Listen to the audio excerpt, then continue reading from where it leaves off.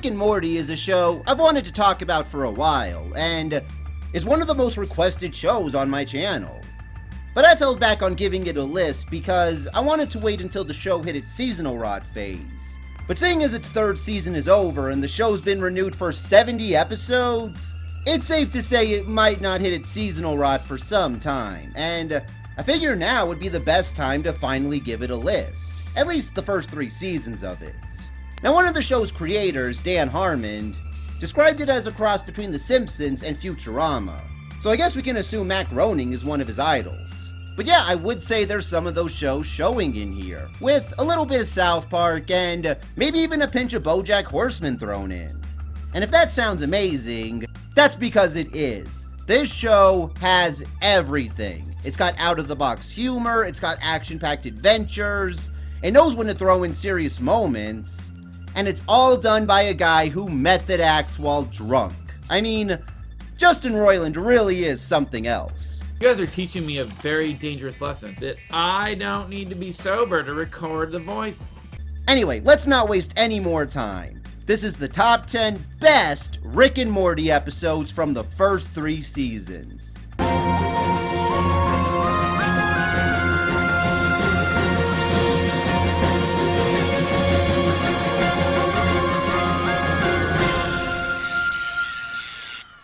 Morty Night Run. Yeah, who'd have thought an episode with so many fart jokes would be so funny and so mature? This episode is about Morty witnessing Rick sell a gun to an assassin and setting out to save the target, and Jerry, who stowed away with Rick and Morty, getting left at a daycare for Jerry's. Now, what really stands out to me about this episode is it blends the crude humor of the show with pretty heavy moralistic questions. A big portion of the main plot is Rick and Morty arguing over the role Rick plays in the assassination. Morty feels that selling the assassin his weapon so he can kill someone is just as bad as pulling the trigger yourself, while Rick argues that even if he didn't sell him the gun, the guy would just find another person to sell it to him, so might as well pocket the money for himself. And as cold as that sounds, the morality becomes conflicting when Morty's actions end up having much worse consequences than if he just left it alone like Rick told him to. And I really like how subtle it's presented, as it never loses sight of the fact that it's supposed to entertain you rather than teach you. So they always make sure to throw in these moments when the action's just getting good.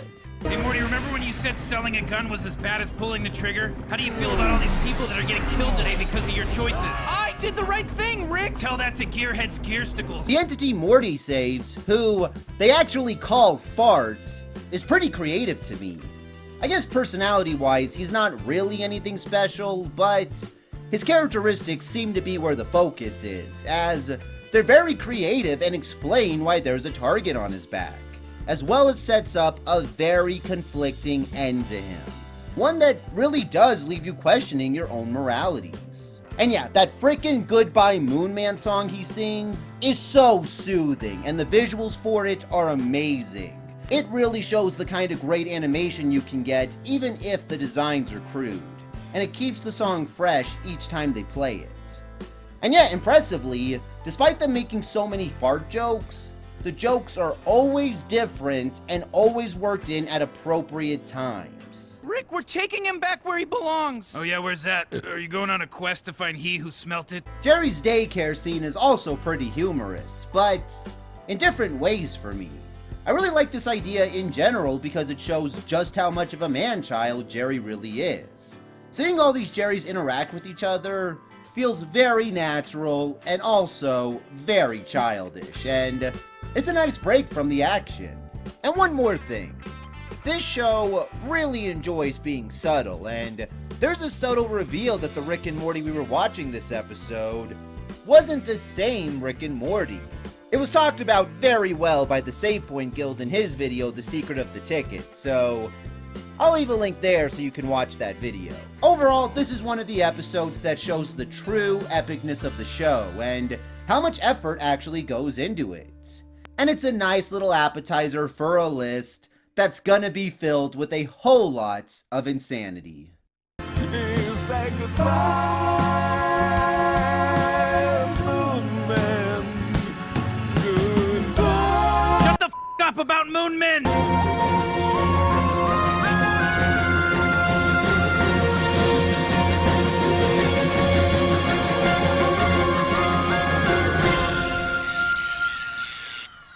Pikul Rick. Ah, yes, the episode that hyped the world up for Season 3, won the show an Emmy, spawned millions of memes, and was quoted to death by thousands of annoying Rick and Morty fans.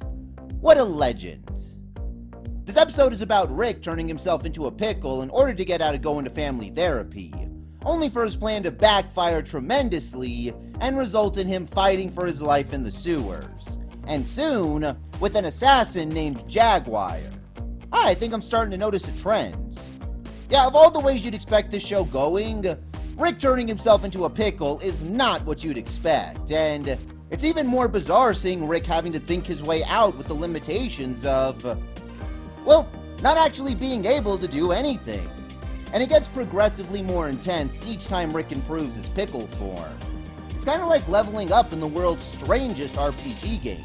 Whereas on the flip side, the episode also focuses heavily on the family therapy scene and uses it the way it should be used, so the audience can get a deeper understanding for the characters.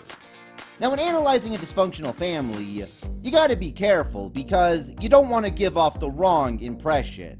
Looking at you, Seahorse Seashell Party. But this episode does it by putting blame on every solitary person for their actions, and on top of that, they're fully aware they're responsible. They don't blame anyone for their actions. If anything, everyone else is. I am mad that I can't huff enamel without people assuming it's because my family sucks. I hope to be seen one day as someone that just likes getting high.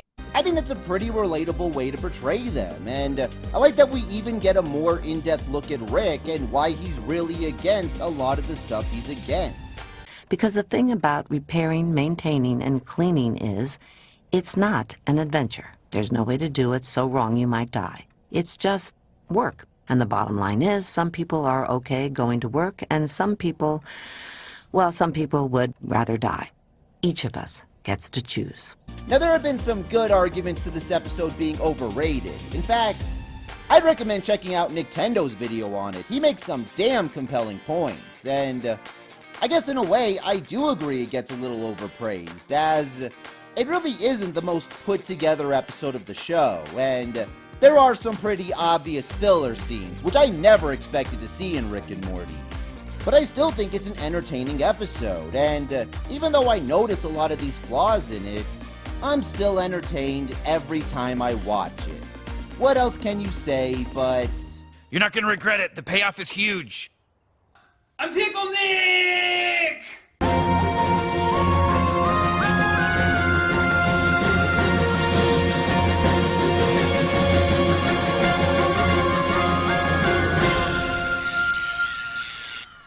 Rick Potion number 9. While most of what makes Rick and Morty good is how insane and unique its episodes are, sometimes it can still make an insane and unique adventure with something that's overplayed, as this episode is mostly about Morty asking Rick to make him a love potion to woo his crush Jessica. Now, we've seen this plot done a million times, where the main character will basically brainwash his crush into liking him, and in the end he'll realize he doesn't want it to be that way. But this show takes it to an entirely different level, because it's not just human love they go over. It's actually what love is in general and how it differs in other species. What people call love is just a chemical reaction that compels animals to breed. It hits hard, Morty, then it slowly fades. Hell, the potions Rick makes are made with breeding genes from other animals, which is an out-of-the-box way to do an episode like this. But they don't play this for just humor. This has a drastic effect on the plot and on the series, because Rick forgets to tell Morty that the potion can be spread if Jessica has the flu, and Morty uses it on her at a flu season dance. Literally. So yeah, you see where this ends up going, but because the potion is so strong, this love is actually a serious and violent obsession, which is actually a pretty unique take on this kind of plot.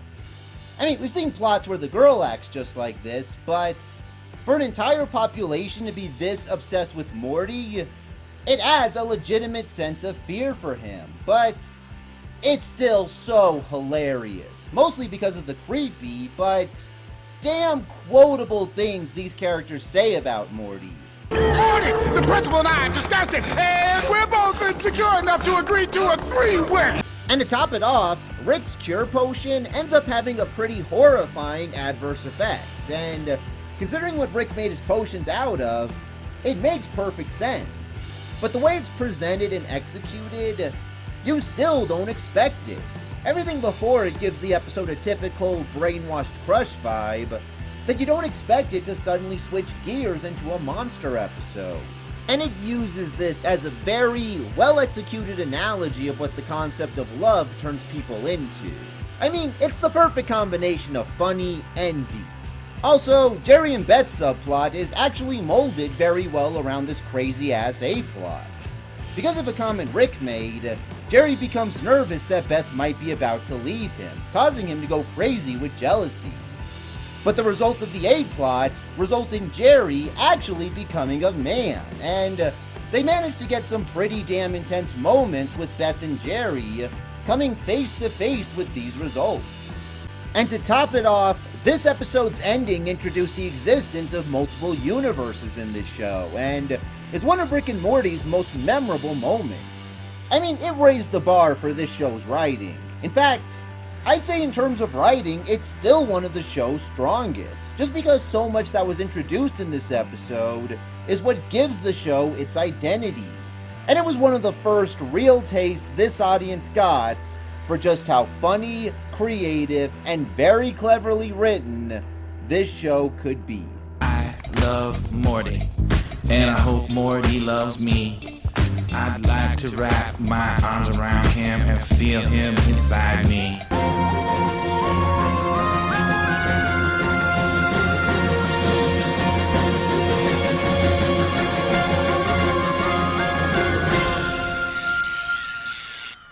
The Whirly-Durly Conspiracy.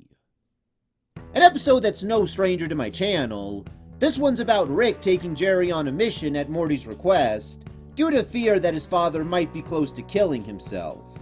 So Rick takes him to the one place in the universe where it's impossible to die, where Jerry is propositioned by an enemy of Rick's to set Rick up for an assassination.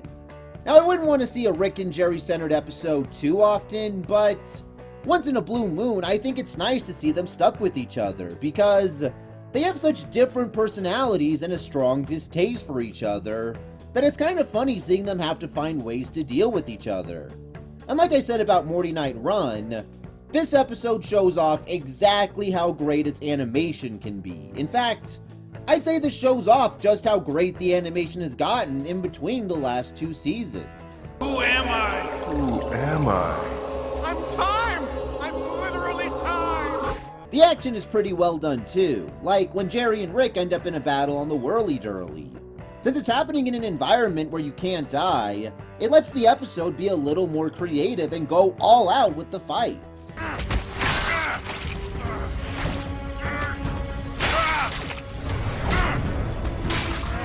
And I know people have issues with the B-plot in this episode, and I agree, Beth kind of brings this episode down. I mean, I get they're trying to portray her as someone who's trying to find her own way now that such a big change has happened, but she still seems overly full of herself, and her desire to be more independent makes her come off more as an uncaring mother. But like I said before, the way Morty deals with her, it kind of makes it worth it to me.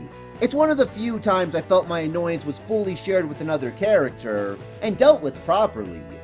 So yeah, while it's not perfect, I still enjoy the hell out of it, and I think it's one of the finest episodes Season 3 has to offer. My son asked you to take me on some kind of pity adventure to keep me from killing myself? Wait, what did you think it was? An execution. Jeez, you really do need a win.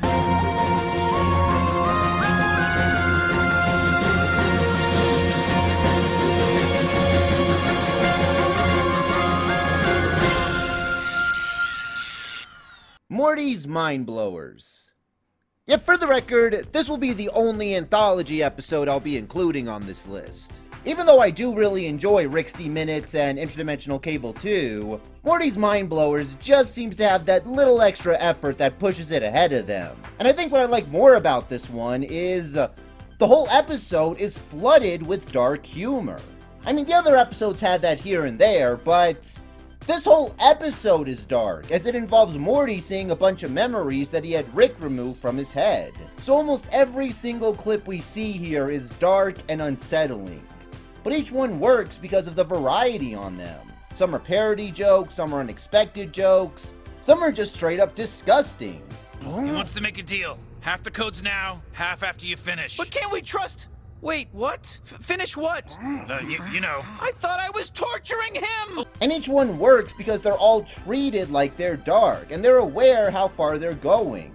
But nothing is dragged out, and it keeps the audience anticipating a messed up ending. So it's much easier for them to laugh at these results. Also, this idea of having a machine that can suck out memories, I think it's a very relatable and out-of-the-box idea. I mean, I think it's safe to say we all have memories we'd love to get rid of, but imagine losing all your memories and getting left with only the bad ones.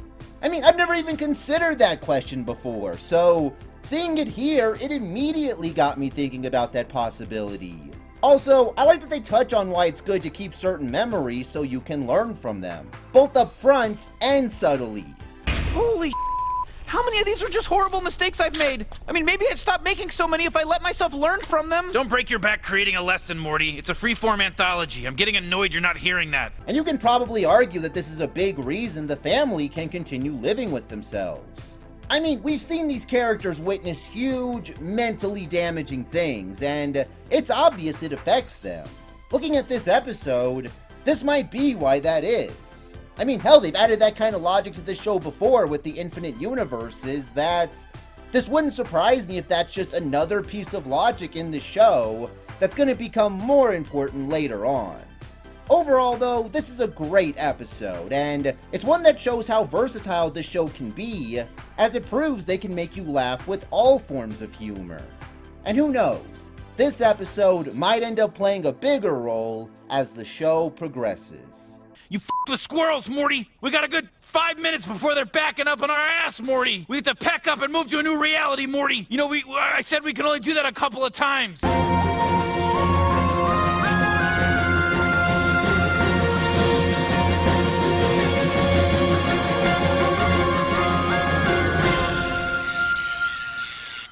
Close Rick counters of a Rick kind. This is probably one of the more important episodes of the whole series, and I think it shows off the true storytelling skills of the show. But I think it also shows off a lot of confidence, because it fully engorges itself into the infinite universe logic it set up in Rick Potion number 9. Because it's about Rick being framed for the murders of countless other Ricks throughout the multiverses, and setting out to clear his name. And despite this plot device having its loopholes, the show avoids using them, and instead uses it to further the episode and keep it fresh and enjoyable. Now, storytelling-wise, every single important thing in this episode seems to reveal a further important detail about the show as a whole. The different Ricks and Mortys all have slight differences to them, not just in appearances but in personality, that keep them as their own characters, and that in turn helps out the B-plot, which involves Jerry making friends with the undisputed dumbest Rick in the universe. And honestly, the B-plot holds up decently against the A-plot, because it seems to be where all the morality lessons are held. But it's at least delivered in a more self-aware way, which I really enjoy. I guess it's only fair to tell you now, Jerry. I'm the worst Rick of them all. According to who? Other versions of you? If I've learned one thing, it's that before you get anywhere in life, you gotta stop listening to yourself. Wow, you really are wise, Jerry. The A-plot, however, is spectacular. The main setup reveals details like why Ricks always need Mortys, which isn't only interesting, but pretty important information for the episode's plot. Rick and Morty escaping through other universes.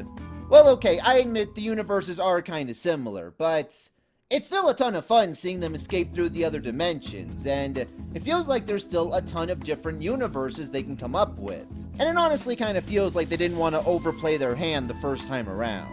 And probably best of all, It introduces characters that'll play bigger roles in the future, like evil Morty, arguably one of the show's most interesting characters, and in a way that is nothing short of genius and leaves the door open for a lot of possibilities. Overall, this is a phenomenal episode. It's got it all. Great action, great humor, great visuals, great twists, and great character development. A quintuple dose of sheer Rick and Morty brilliance. And I think we also like to be accused of crimes when there's evidence. So as they say in Canada, peace out.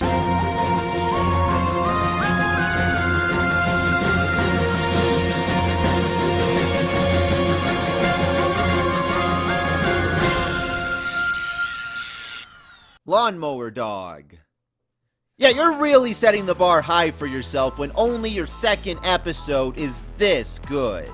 This episode is filled with brilliant humor, intriguing concepts, top-notch parodies, and is an overall fun-as-hell time.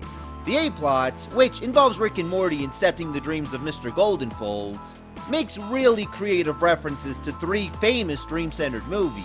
Inception, obviously, Eyes Wide Shut, and Nightmare on Elm Street.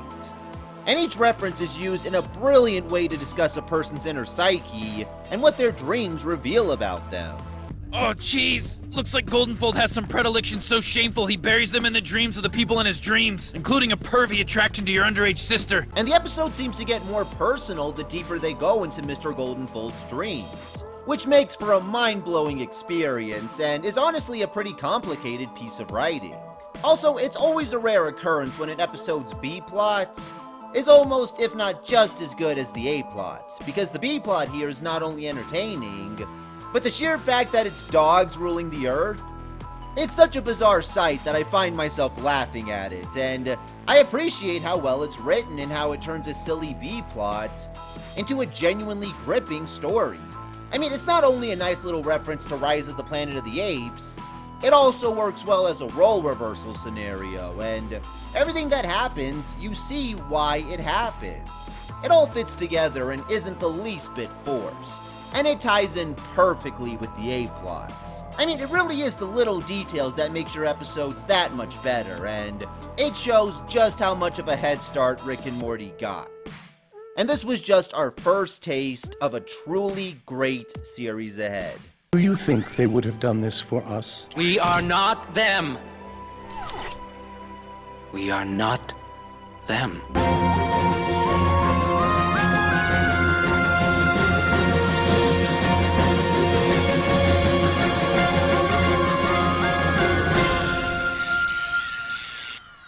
The Wedding Squanchers.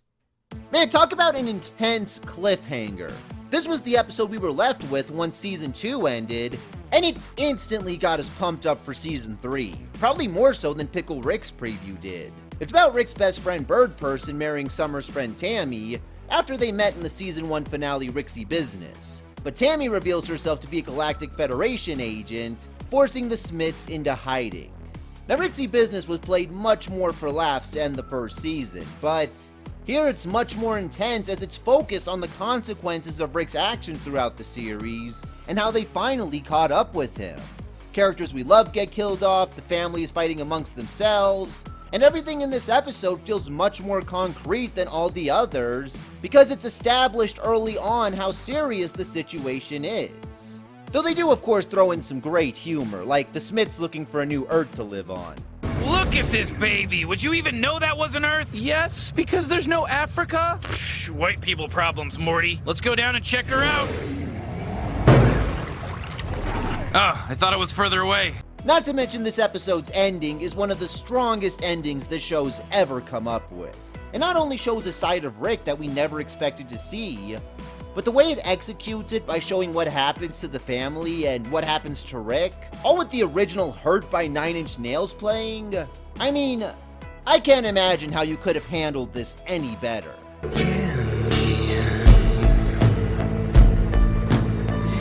He's not coming back, is he? No. Yeah, this was a pretty hard hit to the feels at the end, and even rewatching it, knowing what Rick was doing, it's still pretty emotional, just because it's executed so well. Overall, this is one of the series' most powerful episodes. It kind of showed a different side to the show and added a more human element to it. And I think it has the highest rewatch value of all Rick and Morty episodes, because everything from start to finish comes at you strong, be it comedic-wise, shock-wise, action-wise, or emotional-wise. In fact, I'd go as far as to call this episode a masterpiece.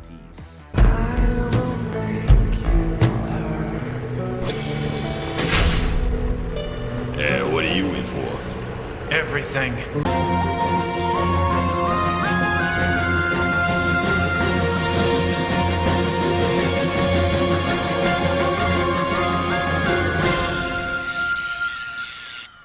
The Ricklantis Mix-Up, aka Tales from the Citadel. It's funny because this was marketed as a totally different episode, which can easily imply a ratings trap. But that's not at all the case here. The staff only did that to avoid any surprises being leaked, and honestly, I can't blame them for going to those lengths, because I was blown away by this episode. I was very unprepared for all the references, all the stories, and all the twists that were shown in this episode. I don't really think I need to give you too much of a description here. The name says it all. It's a few different stories that are parodies of famous pop culture material taking place on the Citadel. Like Stand By Me, with the main characters all portrayed by different versions of Morty, Training Day, where a law-abiding Rick is trained by a corrupt Morty cop, and even the election of Donald Trump that eventually turns into a very Hitler-esque rise to power. All of these stories are great too. I mean, they're actual parodies. While they are using the setups and characteristics, the story, the quest, and the way it's all told is completely different. I say we make our last day count. I say we go to the wishing portal. It also delves deeper into Morty's character and why he needs to be a sidekick. And the portrayal of Morty Town as a gang-ridden territory, it's actually a pretty fitting little result for what a town run by Rickless Mortys would look like, based off the logic this show has come up with. Mortys are raised to be sidekicks. Without a side to kick, they just start kicking. And most importantly of all, this episode has one of the most intense twist endings I've seen from any show. Now, I don't care if you saw it coming or not. That twist was not going out of its way to surprise you. It was going out of its way to set something big up for the future. And it did that perfectly. It brings together all the stories that were told beforehand, and implies that these remaining Ricks and Mortys that we're focused on might play a bigger role moving forward. This was not only the best episode of Season 3, this might be a taste of what Season 4 has in store, and I'm so ready for it. Did you end up getting a new job? Yeah, I did. Assassinating you! Oh! Okay.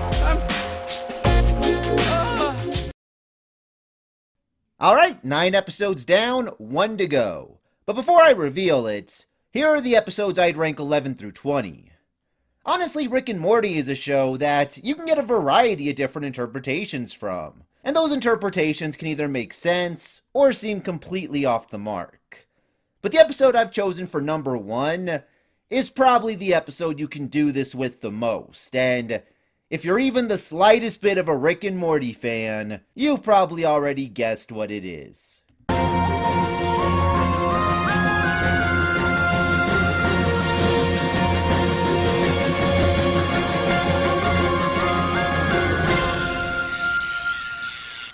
Total Recall.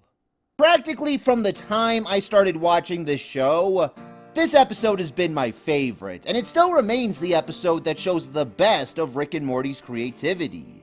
It's about a space parasite that can manipulate people's memories, ending up at the Smith house and constantly reproducing, resulting in countless new characters, and forcing everyone to question who's real and who's a parasite.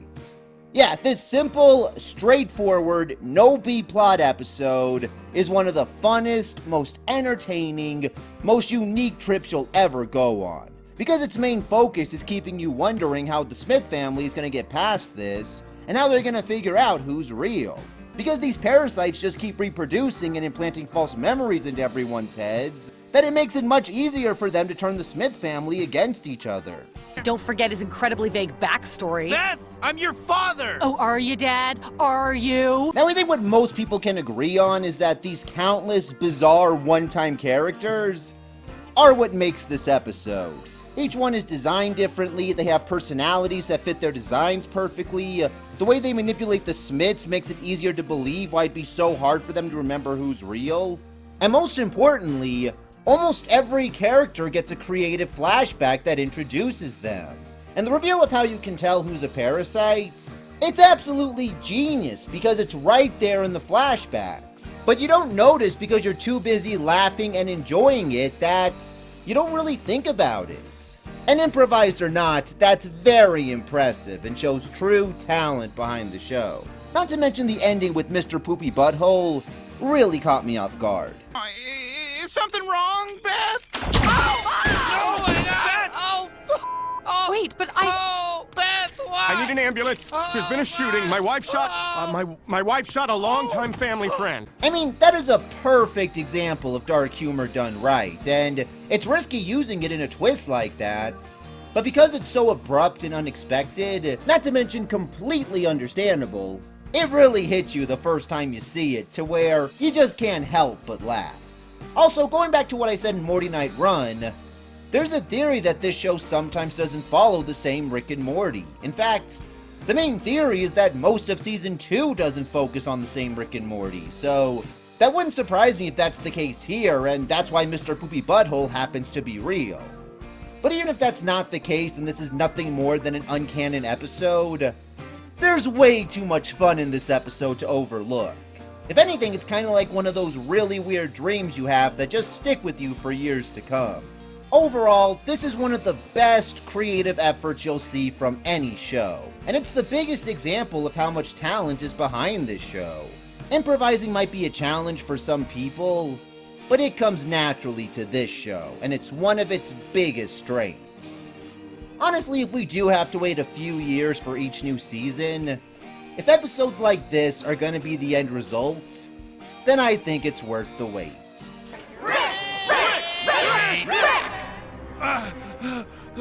No! Shoot! Now look, it's like a Where's Waldo page. Can you find me?